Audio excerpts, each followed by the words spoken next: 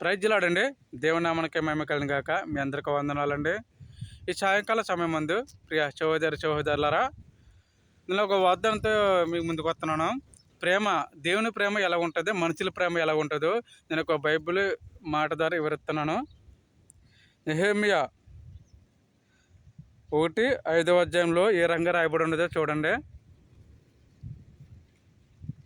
ఎట్లనగా ఆకాశమందున్న దేవా యెహోవా, భయంకరుడవైన గొప్ప దేవా, నిన్ను ప్రేమించి నీ ఆజ్ఞలను అనుసరించి నడుచువారిని కటాక్షించి వారితో నిబంధనను స్థిరపరచువాడా.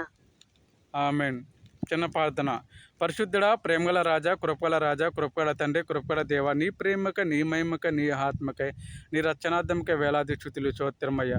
తండ్రి, నీ ప్రేమగల మాటలు వివరించుటకు గొప్ప అవకాశం ఇచ్చినందుకు స్తోత్రం ప్రభా. పైన ఆకాశమందున గొప్ప దేవ, నీకే స్తుతులు స్తోత్రమయ్యా. ఈ మాటలు వింటున్న ప్రతి ఒక్క బిడ్డ పట్ల నీ ప్రేమ, నీ కృప, నీ కాపుదల కలిగజేసే గొప్ప శక్తిని దయచేసి నీకే మహిమ, ఘనత, స్తుతులు స్తోత్రం చెల్లించుకుంటూ పరలోక నాథుడైన యేసుక్రీస్తు నామమున బతిమాలకని ప్రార్థించి వేడుకుంటున్నాను తండ్రి. ఆమేన్, ఆమేన్. ప్రియ సహోదరులారా, దేవుడు ప్రేమ గురించి ఏ రకంగా ఈ వాగ్దానంలో రాయబడి ఉంచాడండి. నెహెమ్యా 1:5 ఎట్లా అనగా, ఆకాశమందున దేవా యెహోవా, భయంకరుడు అయిన గొప్ప దేవ, నన్ను ప్రేమించుచు నీ ఆజ్ఞలను అనుసరించి నడిచేవారిని కటాక్షించి వారితోనే నిబంధన స్థిరపరిచేవాడా గొప్ప దేవ. స్తోత్రం. ఎంత గొప్ప ప్రేమ గల మాటలండి. ఏమండి, ఎట్లా అనగా ఆకాశమందున దేవ యెహోవా, భయంకరుడైన దేవ. నిజంగా పరిశుద్ధాత్మ దేవుడు మనల్ని ఎంతగానో ప్రేమిస్తున్నాడండి. పరిశుద్ధాత్మ దేవుడు మనల్ని ఎంతగానో ప్రేమిస్తున్నాడు. కానీ ఆ పరిశుద్ధాత్మ ప్రేమను బట్టి మనం వినియోగించుకోలేకపోతున్నాం. ఆ ప్రేమను మనం పొందుకోలేకపోతున్నాం. ఆ ప్రేమలో మనం నిలకడగా ఉండలేకపోతున్నాం. ఆ ప్రేమ గల మాటల ద్వారా మనము స్వయంగా ఉండలేకపోతున్నాం. ఏమండి, మనకి ఈ ప్రేమ గురించి దేవతడు ఏ రంగా మనతో మాట్లాడారు చూడండి.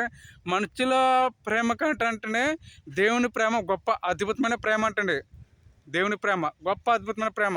అది ఊహించలేని ప్రేమ, కనియరుగని ప్రేమ, అంటే భూమి పట్టలంత జాలని ప్రేమ నీకు కనిగరించాడండి. మనుషుల ప్రేమ మామంటే ఎంత మాత్రం ఉంటుందండి ప్రేమ. మనుషుల ప్రేమ ఇలా చూచేలా మోసం చేసే ప్రేమ మనుషుల ప్రేమ. ఏమండి, ఇలా చూస్తే మనుషుల్ని అలాగా మోసం చేసి ప్రేమించే మనుషుల రూపం ప్రేమ అండి. మనుషుల ప్రేమ శాశ్వతమైన ప్రేమ కాదు కదండి. మోసకరమైన ప్రేమ. ఏమండి, మోసకరమైన ప్రేమ మనుషుల ప్రేమ. మోసకరమైన ప్రేమ, అశ్లీత ప్రేమ, అంటే ద్రోషించే ప్రేమ. మనుషులు ఏ రకంగా మోసం చేయాలో ఆ రకంగా మోసం చేసే ప్రేమ మనుషులు హృదయంలో ఉంటుందండి.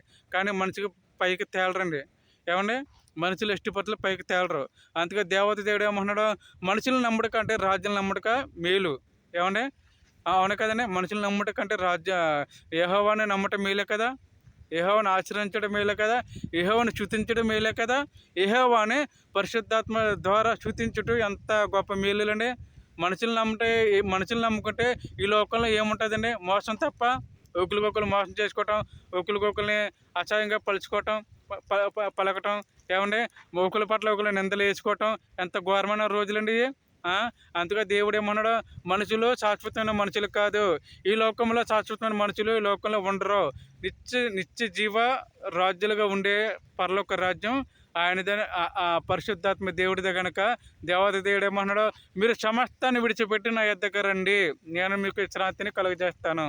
ఏమండి, మీరు మనుషుల ప్రేమను నమ్మట కంటే దేవుడైన పరలోకన సర్వశక్తిమంతుడు ఉండగా ఆయన ప్రేమను పొందుకోండి, ఆయన లోకాన్ని పొందుకోండి, ఆయన జీవిత కాలము శాశ్వత కాలం ఉన్న ప్రేమను పొందుకోండి.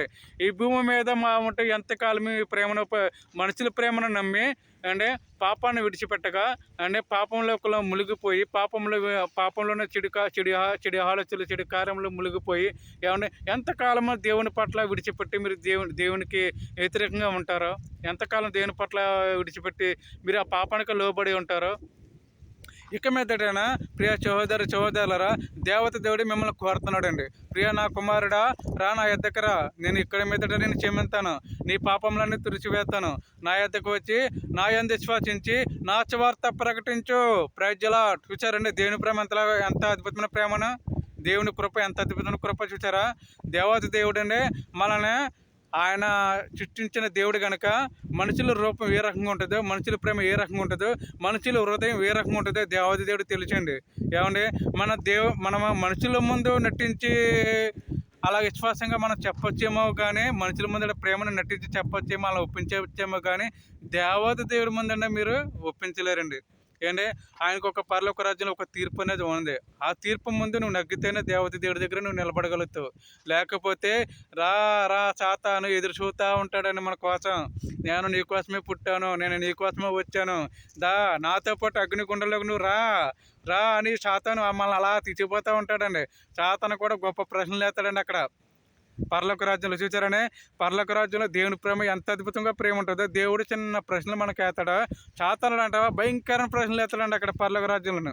ఏమండి, ఆ నరకానికి వెళ్ళక ముందే సాతానుడు భయంకరమైన ఉగ్రతమైన ప్రశ్నలు వేస్తాడు. ఎలాంటి ప్రశ్నలు తెలిసినా, నేను నిన్ను అనేక మంది కోరికలు పుట్టించాను కదా, ఆ కోరికల్లో అయినా సరే కనీసం నువ్వు వెనక్కి తిరిగి దేవుని ప్రేమని ఎతకలేకపోయావు, దేవుని కృపని ఎతకలేకపోయావు, దేవుని సందేహాన్ని దేవుడు చేసిన సేవకుల్ని ఏర్పాటు చేసుకున్న దేవుడి మాటలని వివరిస్తుండగా నువ్వు వాటిని గ్రహించలేకపోయావు. ఎంతసేపు నా ఇంకే నా వైపే నా లోకమే తిరిగావు తప్ప కానీ వెనక్కి తిరిగి చూడలేకపోయావు అని అది సాతాను అడుగుతుంటేనండి మనకు అప్పుడు భయం అవుతుందండి. ఏమండి, అప్పుడు భయం అవుతుంది. సాతాను భయంకరమైన ప్రశ్నలు వేస్తాడు అక్కడ. భయంకరమైన ప్రశ్నలు, అగ్నిగుండలు పడకముందు భయంకరమైన ప్రశ్నలు వేస్తాడు మనల్ని. ఆ ప్రశ్నలకండి మనం తలెత్తుకోలేమండి.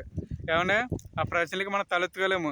దేవత దేవుడు నీ కోసమే పుట్టాడు కనుక, నిన్ను సృష్టించాడు కనుక, నువ్వు ఆ ఆత్మ రూపంతో దేవుడు నిన్ను గణపరిచాడు కనుక, నిన్ను మట్టితో తయారు చేసి నిన్ను సృష్టించి భూలోకంలోనూ అనేక మంది ప్రజలకు సువార్త చెప్పని దేవదేవుడు నిన్ను పంపితే నువ్వేమో నా మాటలకే లోబడ్డావు. ఏమండి చూడండి, దేవుడు సాతానులో ఎలాంటి అతికి ప్రశ్నలు ఎత్తాడు. నువ్వు నా మాటలకే లోబడ్డావు. నేను చేసిన అద్భుతమైన ఆలోచనలకే నువ్వు లోబడిపోయావు, నేను చేసిన రమ్యమైన పాపములకి నువ్వు లోబడిపోయావు, నేను చేసిన గొప్ప ఆలోచనలకే. ఏమండి, నేను చేసిన గొప్ప అందమైన పాపములకి, అందమైన పాపము అంటే నిజమే కదండి, ఆ అందమైన పాపం మనం లోబడిపోతున్నాం. మనము దానికి వెనక్కి తిరిగి ఆలోచించలేకపోతాం. ఆ పాపలను మునిగిపోవటం అంటే ఆ ఘోరమైన పాపలను మునిగిపోవటం అంటే మనం అలాగే మునిగిపోతున్నాం. ఆ సాతానుడు ప్రశ్నలు వేస్తుంటే మనకి చాలా భయం అవుతుందండి పరలోక రాజ్యంలో నుండి. అంటే దేవత దేవుడు మనకు చిన్న ప్రశ్న వేసి, నా కుమారుడు నీ కోసమే నేను పుట్టాను కనుక, నీ కోసం ప్రాణం పెట్టి తిరిగి లేచాను కనుక నువ్వు నా గురించి ఒక్కసారైనా సువార్త చెప్పగలిగావా, నువ్వు నా ఒక్కసారైనా నా సన్నిధిలో నా సాక్ష్యం ద్వారా నువ్వు చెప్పగలిగావా, నేను ఎంతగానో ప్రేమించాను, భూలోకంలో నేను ఎంతగానో స్వస్థపరిచాను, నేను ఎంతగానో అనేక మంది గాయాల ద్వారా స్వస్థపరిచాను, నేను ఎంతగానో నీ కుటుంబం ద్వారా, నీ పిల్లల కుటుంబం ద్వారా ప్రేమిస్తూ వచ్చు, నిన్ను ఎంతగానో మహిమపరిచాను, ఇక మీదట నువ్వు తెలుసుకుంటావని. నువ్వు అప్పుడు దేవుడు ఆ రకంగా ప్రశ్నలు ఎత్తే మనకు ఆయుస్తం ఉన్నంత వరకు అంటేనే మనం దేవుని ప్రేమించకపోతానంటేనే, దేవుని పట్ల మనం చూడకపోతే, దేవుని పట్ల మనం ఎదగకపోతే, ఏమండి మనకు భయంకరమైన శ్రమ, ఆ శ్రమ ముందు మనం తప్పించుకోవటం ఎవరి తరం కాదండి. ఏమండి అక్కడ మనకే సాతానుడు భయంకరమైన ప్రశ్నల ద్వారా ఇలా నిందలు వేసి, ఇలా అవమానాలు పరిచి మనల్ని ఏ రకంగా చేస్తున్నారు చూసారండి. దేవుడు మనల్ని ఎంతగానో ప్రేమించి పాప లోకంలోకి వెళ్ళకుండా, నా కుమారులు ఎప్పుడు నా దగ్గరే ఉండాలి, నా కుమారులు ఎప్పుడు నా చుట్టే ఉండాలి అని దేవత దేవుడికి ఎంతగానో మనల్ని అంటే ఎంతగానో ప్రేమిస్తూ ఉంటాడండి. అంటే ప్రైజ్ ది లార్డ్. ఈ చిన్న మాటలో దేవుడు దీవించి ఆశీర్వదించిన కాక. పాఠం ఇంత సమర్థం. ఈ సాయంకాలం సమయం ముందు దేవుడు చక్కని అవకాశం ఇచ్చినందుకు దేవునికే మహిమ కలుగును గాక. ప్రైజ్ ది లార్డ్ అండి. చిన్న ప్రార్థన చేసుకుందాం. పరిశుద్ధుడా, ప్రేమగల రాజా, కృపగల తండ్రి, సర్వోన్నతుడా, మహోగరుడా, నీకే మహిమ ఘనత స్తుతులు స్తోత్రమయ్యా.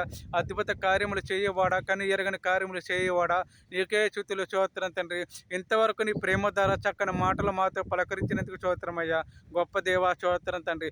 దేశం కానీ దేశం వచ్చినాయన నాయన, ఇదిగో ప్రభు, ఈ కోటి ప్రాంతంలో నిన్ను ప్రేమించడుకు, నిన్ను స్తుతించడుకు, నిన్ను గణపరచడుకు, నిన్ను ఆరాధించడుకు, నిన్ను మహిమపరచడుకు ఎంత గొప్ప కృపనిచ్చే దేవా. యేసు రాజా స్తోత్రం, ప్రేమగల రాజా స్తోత్రం, కృపగల రాజా స్తోత్రం తండ్రి. అనేక మంది బిడ్డల ప్రేమ కొరకు ప్రార్థిస్తున్నాం ప్రభా. నాయన ఆ పాపంలో కొన్ని కలుకున్నట్టు, అపవాదుల చేతుల్లో చెప్పుకున్నట్లు, అపవాదుల తలంపులో పడుకున్నట్లు నీ చార్జిగా నీ చెన్నులు ఎంబడించి కృపను మాకు దయచేతండి. యేసు రాజా స్తోత్రం, ప్రేమగల రాజా స్తోత్రం తండ్రి. ప్రతి ఒక్క కుటుంబాన్ని జ్ఞాపకం చేసుకున్నాం ప్రభా. ప్రతి ఒక్క కుటుంబం పట్ల శాంతి సమాధానం దయచేతండి. అప్పుల నుంచి విడుదల, సమస్యల నుంచి విడుదల, బాధల నుంచి విడుదల, దుఃఖం నుంచి విడుదల, ప్రతి ఒక్క సమస్య నుంచి యేసు నామం పేరట ఇప్పుడే విడుదల కలిగజేయను గాక. దేవాతి దేవ, రాజాకి రాజా, నీకే స్తుతులు స్తోత్రమయ్యా. చక్కని మాటల ద్వారా చక్కని వాదన ద్వారా మాతో మాట్లాడి తండ్రి నాయన నీ ప్రేమగల మాటలు ఈ సువార్త ద్వారా నాయన తండ్రి లైవ్లో చెప్పినందుకు వేలాది స్తుతులు స్తోత్రమయ్యా. గొప్ప దేవ స్తోత్రం తండ్రి. కానీ ఎరగని అద్భుత కార్యములు చేయు గొప్ప దేవుడా, నీకే వేలాది స్తుతులు స్తోత్రం తండ్రి. ప్రతి ఒక్క కుటుంబం పట్ల శాంతి సమాధానం దయచేతండి, నెమ్మది మనశాంతి దయచేతండి, ఆత్మరక్షణ దయచేతండి, సమస్యలు అన్నిటి నుంచి విడుదల పొందే కృపణ దయచేతండి. ఐసీలో ఉన్న, హాస్పిటల్లో ఉన్న, సీరియస్ కండిషన్లో ఉన్న, ఏ రోగంతో, ఏ వ్యాధితో, ఏ గుండె పడితే, కీడి నొప్పులతో, మొక్కల నొప్పులతో బాధపడుతున్నారు ప్రతి ఒక్క రోగం నుంచి ఏ చిన్న పేరట ఇప్పుడే స్వచ్ఛత కలిగిదేను గాక. దేవాతి దేవ, రాజాకి రాజా, కృపగల రాజా, నీకే మహిమ ఘనత స్తుతులు స్తోత్రమయ్యా. ఈ చిన్న పాత్రని నీ రాజ్యానికి నీ రాజ్యంలో అప్పగించుకుని తండ్రి ప్రభా నీ మహిమకరంగానే, దీవెనకరంగానే, ఆత్మకరంగానే, రక్షణకరంగానే తండ్రి భాగ్యం కలిగజేసినందుకు వేలాది స్తుతులు స్తోత్రం చెల్లించుకుంటూ పరలోకన నజరేయుడైన యేసుక్రీస్తు నామమున బతిమలకని పాదించి వేడుకుంటున్నాను తండ్రి. ఆమేన్, ఆమేన్, ఆమేన్. మన తండ్రి అయిన ప్రేమ, మన పరలోకన యేసుక్రీస్తు కృప మనకు, మన కుటుంబములకు దేవుని ప్రేమ దూతల కాపుదల ఎల్లప్పుడూ నిరంతరం యుగయుగములకు తరతరములకు కాచి కాపాడును గాక.